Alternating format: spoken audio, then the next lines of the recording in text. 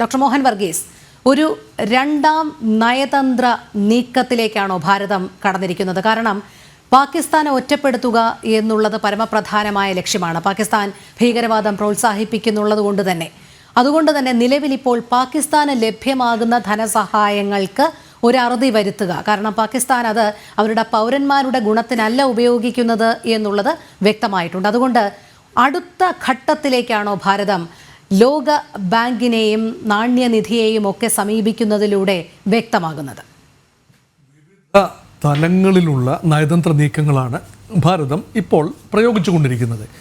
ആദ്യ ലെവൽ എന്ന് പറയുന്നത് സിന്ധു നദീജലം തുറന്നു വിടുന്നതുമായി സംബന്ധിച്ചുള്ള കർശനമായ നിയന്ത്രണം ഏർപ്പെടുത്തിക്കൊണ്ടുള്ള കരാർ മരവിപ്പിച്ചുകൊണ്ടുള്ള ആ ഒരു നീക്കമാണ്. അതിനുശേഷം വിവിധ രാജ്യങ്ങളുമായി നേരിട്ട് നയതന്ത്ര ഉദ്യോഗസ്ഥന്മാരുമായി സംസാരിച്ച് ഒരു ധാരണയിലെത്തിയ ശേഷം ഇപ്പോൾ അടുത്ത തലത്തിലേക്ക്, അടുത്ത ലെയറിലേക്ക് കടന്നിരിക്കുകയാണ്. അവിടെയാണ് പാകിസ്ഥാൻ എവിടെയാണ് ഏറ്റവും അധികം വേദനിക്കുക എന്നിടത്താണ് പ്രയോഗങ്ങൾ നടത്തേണ്ടത്. അവിടെയാണ് ഫിനാൻഷ്യൽ ആക്ഷൻ ടാസ്ക് ഫോഴ്സ്, ഏതാണ്ട് 40 രാജ്യങ്ങളും അന്താരാഷ്ട്ര സംഘടനകളും ഉൾപ്പെടുന്ന 37 രാജ്യങ്ങളും 2 അന്താരാഷ്ട്ര സംഘടനകളും ഉൾപ്പെടുന്ന ഒരു കൺസോർഷ്യം. ആ കൺസോർഷ്യത്തെ സമീപിക്കാൻ ഒരുങ്ങുകയാണ് ഭാരതം.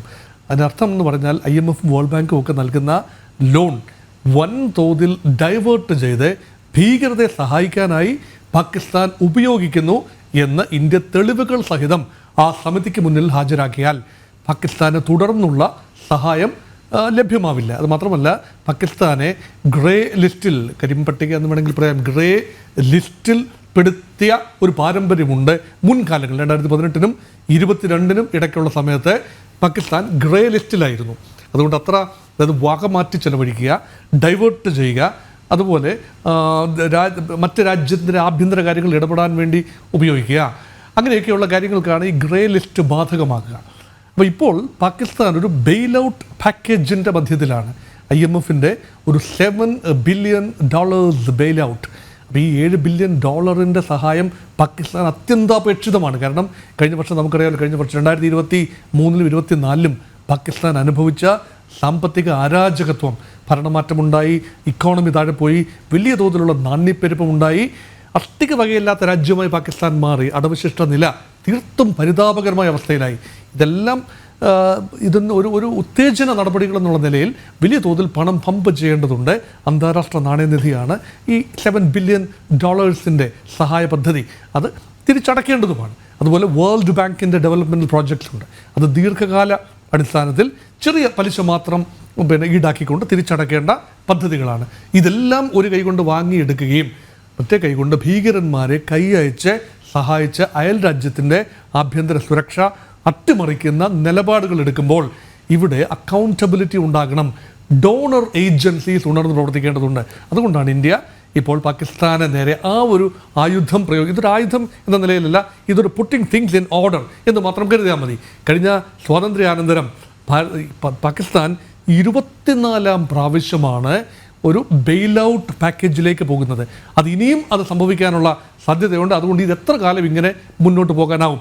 ഏത് പർപ്പസിനാണോ പാകിസ്ഥാൻ പണം സ്വീകരിക്കുന്നത്, ആ ഒരു പർപ്പസിന് വേണ്ടിയാണോ അത് വിനിയോഗിക്കുന്നത് എന്ന് ഉറപ്പുവരുത്താനുള്ള ചുമതല ഡോണർ ഏജൻസികൾക്കുണ്ട്, അല്ലെങ്കിൽ അവരെ നയിക്കുന്ന സമിതികൾക്കുണ്ട്. അതുകൊണ്ടാണ് അമേരിക്കയും ബ്രിട്ടനും ഫ്രാൻസും ജർമ്മനിയും സൗദി അറേബ്യ, UAE, കുവൈറ്റ് അങ്ങനെയുള്ള പ്രധാനപ്പെട്ട GCC രാജ്യങ്ങളും എല്ലാം ചേർന്ന 38 രാജ്യങ്ങളും പിന്നെ 2 ഏജൻസികളും ചേർന്ന ഫിനാൻഷ്യൽ ആക്ഷൻ ടാസ്ക് ഫോഴ്സ് ഇപ്പോൾ രംഗത്ത് വന്നിരിക്കുന്നത്. അതുകൊണ്ടാണ് അപ്പോൾ ഭാരതത്തിന് നയതന്ത്ര നീക്കങ്ങൾ ആ ലെവലിലേക്കാണ് നീങ്ങുന്നത്. അവരെ കൺവിൻസ് ചെയ്യാൻ സാധിച്ചാൽ പാകിസ്ഥാനുള്ള ധനസഹായം വെട്ടിക്കുറയ്ക്കുകയും ആഭ്യന്തരമായി അത് വലിയ ഞെരുക്കത്തിലേക്ക് വരികയും ഗവൺമെൻറ്റിൻ്റെ സ്ഥിരതയെ തന്നെ ബാധിക്കുകയും ചെയ്യും.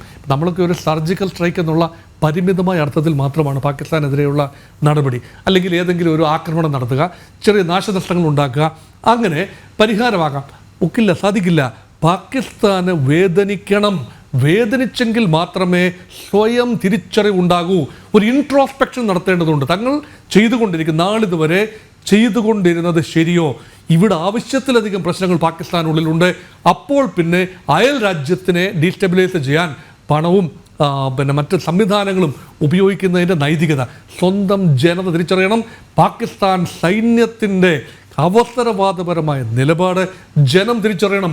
ഫൗജി ഫൗണ്ടേഷൻ ഉൾപ്പെടെയുള്ള കാര്യങ്ങളിലേക്ക് വൻ തുകയാണ് ഈ പറയുന്ന പാകിസ്ഥാൻ്റെ ആസ്തികളുടെ നല്ലൊരു പങ്ക് 50% ഈ നേരിട്ടും അല്ലാതെയും എത്തിക്കൊണ്ടിരിക്കുന്നത് വലിയ വ്യവസായ സംരംഭങ്ങളിലേക്കാണ്. Cement and iron and steel, fertiliser, ഇതിൻ്റെ എല്ലാം പിന്നിൽ പാകിസ്ഥാൻ്റെ സൈനികരുടെ സന്ധാരണ വേദിയായ ഫൗജി ഫൗണ്ടേഷനാണ്. ആ ഫൗജി ഫൗണ്ടേഷൻ്റെ പ്രവർത്തനം സുതാര്യമല്ല.